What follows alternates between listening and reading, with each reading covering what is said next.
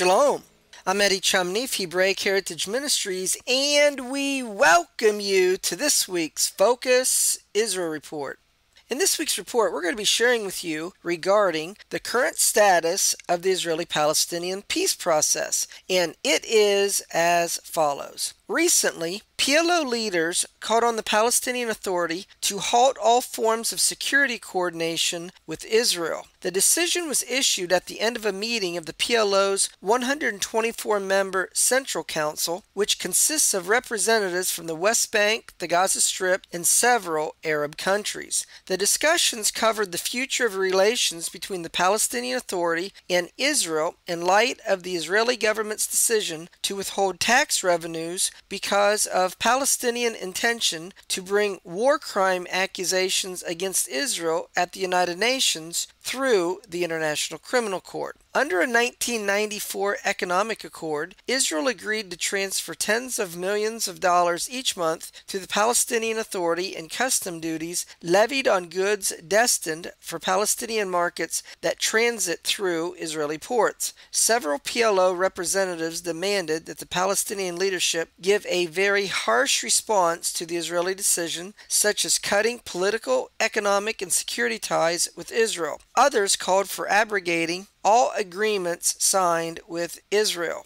A statement issued by the Council said that the PLO leaders have decided to halt all forms of security coordination with Israeli occupation in light of its failure to abide by agreements signed between the two sides. Israel should assume all of its responsibility toward the Palestinians as an occupation force and in accordance with international law, the Council said. The Council also reiterated Palestinian opposition to recognizing Israel as a Jewish state. However, a Palestinian source said that the Council's decision was a recommendation only. Another Palestinian official said that Abbas must issue a presidential order in order to formally end the security coordination with Israel. Israeli officials said that despite the Palestinian decision, ties with the Palestinian Authority remain unchanged and that civil and defense cooperation continue unimpeded. U.S. Secretary of State John Kerry pleaded with Palestinian Authority President Mahmoud Abbas not to make any fateful decisions regarding Israel before its upcoming election on March the 17th. It is reported that Kerry pressured Abbas to refrain from making any decision that could negatively impact efforts to revive the peace negotiations after the election. In addition, Kerry expressed his opposition to the Israeli decision to withhold tax funds and cut off electricity to Palestinian cities because of the Palestinians' debt to the Israeli Electric Corporation. Kerry promised Abbas that the United States would pressure Israel to unfreeze the tax payments. In return, Kerry demanded that the PLO Central Council refrain from making any decision to cancel political, security, and economic agreements with Israel. During his second term as Prime Minister from 2009 to 2013, Benjamin Netanyahu had his senior aide, lawyer Yitzhak Molko, to be involved in peace negotiations with the Palestinians. In a document from August 2013 entitled Draft Proposal for Statement of Principles Toward a Permanent Arrangement, outlines drastic concessions to the Palestinian leadership on a number of core issues including land swaps, a potential deal regarding Jerusalem, and even a limited right of return for Palestinians. The document was meant to serve as basis for official talks launched at the time between Israel and the Palestinians under the auspices of U.S. Secretary of State John Kerry. The document mentions a return to the pre-1967 borders with agreed land swaps. It says there will be a full Israeli withdrawal implemented gradually of Israeli forces from Palestinian territory. The last of the Israeli forces will withdraw with the implementation of the agreement's final stage. The document desires that Israel be willing to trade land with the Palestinians, but was willing to offer them full restitution for land seized by Israel during the 1967 Six-Day War, implicitly accepting the Palestinian claim on the entirety of the West Bank as land for a future Palestinian state. It says, the sides are in agreement that Palestine will be an independent, sovereign, and viable state whose size will be in relation to the areas which were under Jordan and Egyptians' control before June 4, 1967. The agreement establishing the formation of Palestine will permanently resolve all claims, including the issue of settlements, the document read. As part of the proposed land swap, the document laid out the framework for uprooting a large number of West Bank settlements and even stipulated leaving some settlers in the West Bank under Palestinian Authority control. It says, Israelis who will choose to remain in the Palestinian state will live under Palestinian jurisprudence, the document said. Regarding Jerusalem, which the Palestinians want as their capital, the document's wording was more careful, but not devoid of significance, offering an implicit recognition of the Palestinians' claim on East Jerusalem. The document relating to Jerusalem was vaguely worded and appended with the warning, any solution must address the historical, social, cultural, and effectual ties of both peoples to the city and offer protection to the holy sites. Furthermore, the document said the Palestinians were offered a permanent foothold in the Jordan Valley, an area which Israel was reluctant to concede control over during the previous round of peace talks. The document also calls for Israeli leeway regarding the much-debated Palestinian right of return for those displaced on the eve of Israel's formation in 1948. The document calls for Israel to offer the Palestinian refugees the right of return on a personal as opposed to national basis.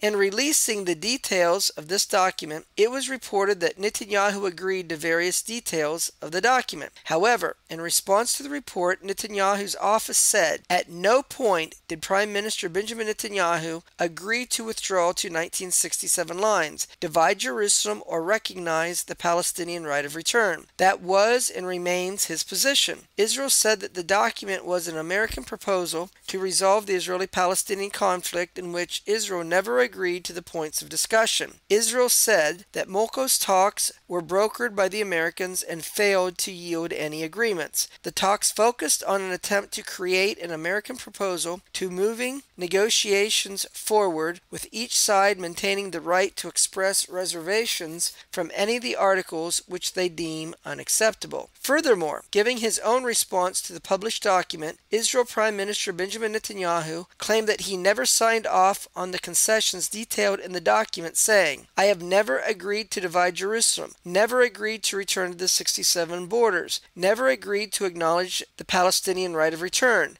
never agreed to concede our presence in the Jordan Valley. Never, he said. This is nonsense. This is an attempt to obtain an American draft that I said from the beginning I would oppose clauses that were not acceptable to me, like these clauses. The reality is that no prime minister insisted, as I did, on a united Jerusalem, on construction, and on settlements. Dennis Ross, the American diplomat who mediated the talks between Israeli negotiator Isaac Molko and the Palestinians, said that Israel Prime Minister Benjamin Netanyahu never agreed to Israeli withdrawals to 1967 borders, dividing Jerusalem or the right of return. Furthermore, Ross said, I always felt the best way to negotiate would be in brainstorming set of discussions that would be informal. To that end, starting before I left the administration and continuing after I left, I worked with two longtime friends of mine, Isaac Molko and Palestinian Hussein Aga, with the aim of coming up with a U.S. proposal for a framework agreement. The idea was that both sides would agree to negotiate using the U.S. proposal while making clear that they had reservations about provisions that ran counter to their positions. To my regret, the exercise did not succeed, Ross said. In 2009, Netanyahu made a speech expressing his support for a demilitarized Palestinian state. Today he said that this position is simply irrelevant, saying, in the situation created in the Middle East, and territory that will be evacuated will be taken over by radical Islam and terrorist organizations supported by Iran. Therefore, there will not be any withdrawals or concessions. The matter is simply irrelevant, he said. Meanwhile, Ron Dermer, who was Netanyahu's aide at the time of his 2009 speech and now serves as Israel's ambassador to the United States, reportedly promised quartet leader Tony Blair, who represents the European Union, the United Nations, Russia, Russia and the United States as mediators in the peace process that Israel would agree to a Palestinian state based upon 1967 borders. The comments were made sometime during Netanyahu's 2009 to 2013 term as prime minister and were published by Israel's Channel 10 News. Israel's Channel 10 claimed that Dermer promised quartet leader Tony Blair in writing that Israel would cede territory that would give the Palestinians a state identical to the areas Israel captured in 1967. According to the report, Blair was skeptical about Netanyahu's willingness to cede territory as part of a peace deal, prompting Dermer to commit in writing in a bid to quell his concerns and prove that Netanyahu was serious. In response, Dermer vehemently denied the report, saying that, in complete contradiction to what is being reported, no commitment was given to any type of withdrawal at any point. According to him, the paper was an attempt to move forward with negotiations based on the international community's principles, with Israel retaining the right to disavow any article that it felt uncomfortable with. Israel's former chief negotiator in the peace process, Tzipi Livni, called Netanyahu's response to the document claiming that he agreed in 2013 to establish a Palestinian state based upon 1967 borders as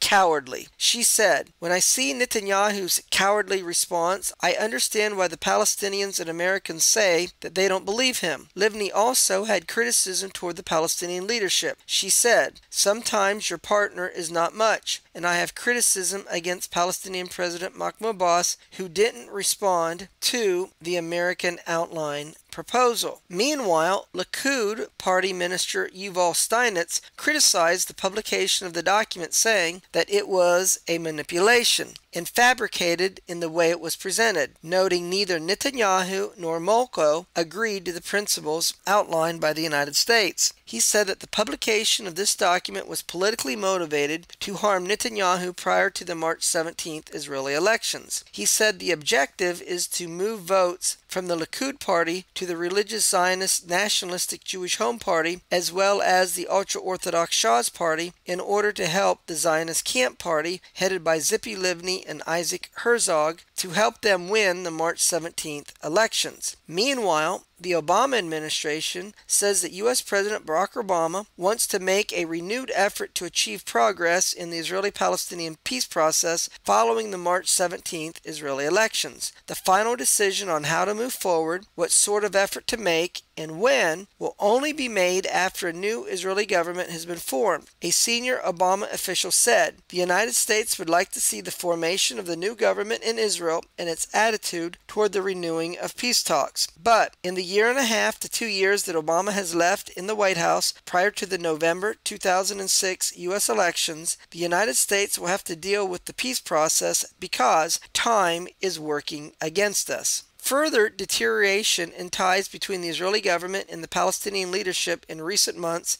has senior Obama administration officials very worried. The United States sees the situation as a growing crisis, beginning with the blow-up of peace talks in March of last year, the deep diplomatic freeze, the war in Gaza last summer, the resolution that the Palestinians tried unsuccessfully to get to the UN Security Council at the end of 2014, the Palestinian signing of the Rome Statute and joining of the International Criminal Court in The Hague, and the Israeli response of freezing the transfer of Palestinian tax funds. To all these must be added the Palestinian Authority's threats to file more complaints against Israel in the International Criminal Court beginning April the 1st.